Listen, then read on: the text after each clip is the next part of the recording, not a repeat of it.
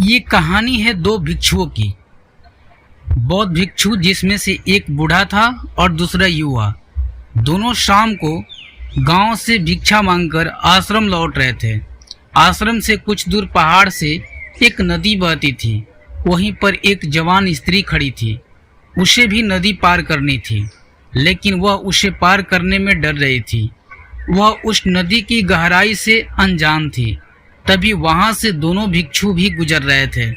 बूढ़ा भिक्षु आगे आगे चल रहा था। तभी उसकी नज़र उस स्त्री पर पड़ी। वह देखकर समझ गया था कि स्त्री को मदद चाहिए।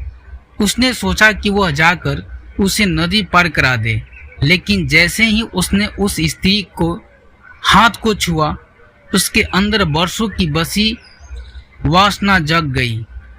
स्त्री को छूते ही उसका कण कण कांपने लगा। उसने 30 साल से किसी स्त्री को छुआ तक नहीं था। उस स्त्री को छूने के नाम से ही उसके मन में कई तरह के ख्याल और वासना आ रही थी।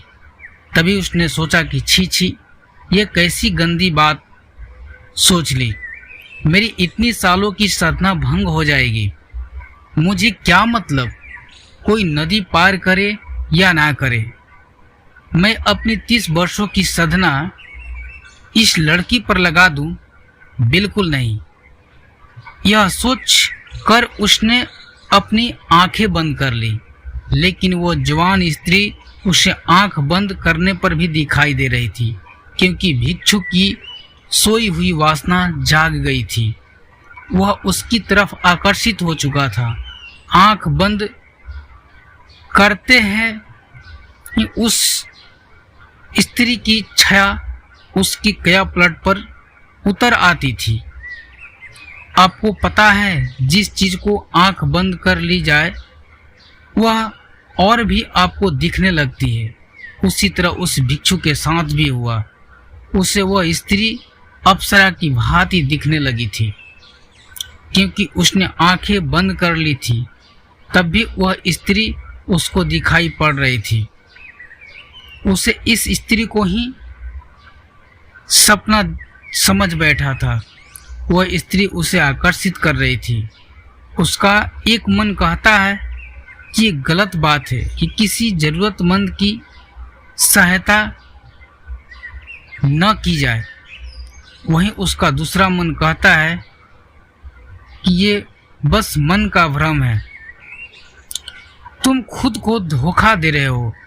तुम उसे छूना चाहते हो, जो कि गलत है। हम साधु का जीवन अलग होता है। साधुओं के लिए स्त्रियां केवल एक समस्या है। नदी के घाट पर उस साधु का मन अशांत हो जाता है और वह दो हिस्सों में बढ़ जाता है। एक तरफ उसका मन उसे उस लड़की की तरफ आकर्षित करता है, तो वहीं दूसरी तरफ उसे दूर जाने की सलाह देता है।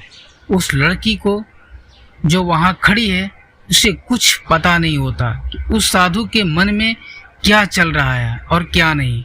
वह तो मदद की इंतजार में किसी का इंतजार कर रही है, ताकि कोई उसे नदी पार करा दे।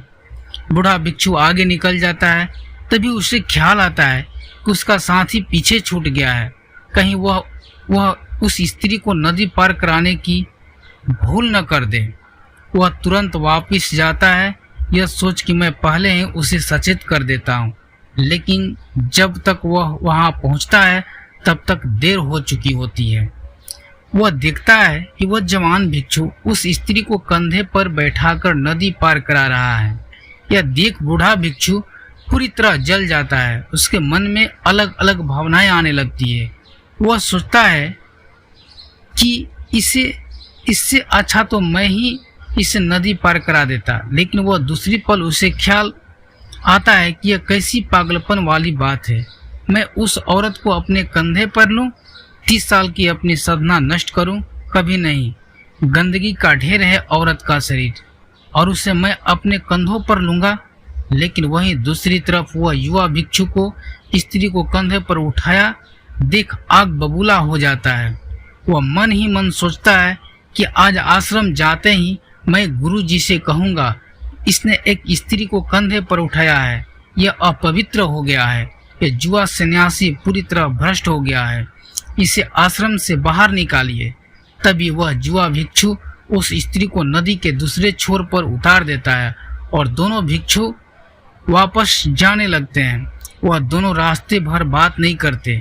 जब दोनों भिक्षु आश्रम के पास पहुंचते हैं तब बड़ा भिक्षु कहता है, याद रखना, मैं गुरु जी से कहूँगा कि तुम अपवित्र हो चुके हो। तुमने उस जवान स्त्री को कंधे पर उठाए हो। यह सुन जुआ भिक्षु चौंक जाता है और कहता है, स्त्री, उसे तो मैंने नदी किनारे ही उठाया था और वहीं पर छोड़ दिया, लेकिन ऐसा प्रतीत होता है कि आप उसे अभी भी ढो रहे हो, जबकि आपको ऐसा नहीं सोचना चाहिए। हमको लगता है कि आप उसको अपने मन के क्यापलट पर बैठा लिए हो, जबकि आपने तो उसको उठाया भी नहीं था। आप उसके बारे में इतना क्यों सोच रहे हैं? आपके दिमाग में वही है।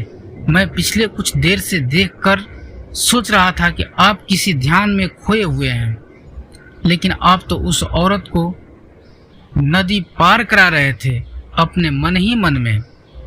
अतः दोस्तों, इसी तरह हम हमारे जीवन में हम उन्हीं पुरानी बातों और चीज़ों को लेकर ढोते रहते हैं, जो गलतियां हम करते हैं, जिनको लेकर हमारे अंदर लड़ाई चल रही होती है और हमें मालूम तक नहीं होता है कि हम पुरानी मानसिक सोच को लेकर चल रहे हैं। हम ये देख ही नहीं पाते कि हमारे साथ क्या हो रहा है। अगर आपको आगे बढ़ना है, ऊपर उठना है, तो अपने आप को जितना हल्का कर सको उतना हल्का करो। हम सब अपने आप को दबा रहे हैं और वह दबा हुआ घाव पीड़ा देता है। उस घाव के कारण हमें वह चीज़ें दिखाई नहीं देती है जिनकी लड़ाई हमारे भीतर चल रही होती है। सारा संसार दर्पण बन जाता है। ये दमन की लंबी घाव हमारे व्यक्तित्व को तहस नहस कर देती है। इसने जीवन के सारे सूत्रों को जहर से भर दिया है, जो हमें बर्बाद कर देती है। इसलिए हम आपसे कहना चाहते हैं कि खुद को हमेशा दबाव से बचाना चाहिए, क्योंकि दमन से भरा इंसान खुद को कभी जान नहीं पाता। वह वहीं रुक जाता है, आगे नहीं बढ़ पाता। इसलिए खुद की भावनाएं और विचारों को दबाने से बचना चाहिए, क्योंकि इनके दबने पर एक समय आने पर बवंडर आ जाता है, जो आपके अंदर अशांति और हीन भावना को उत्पन्न करता है। इसलिए यदि आप वर्तमान में खुश रहना चाहते हैं तो आज से ही खुश रहो। पुरानी बातों को भूल जाओ। दूसरों को सामने अच्छा बनने के लिए खुद को मत दबाओ।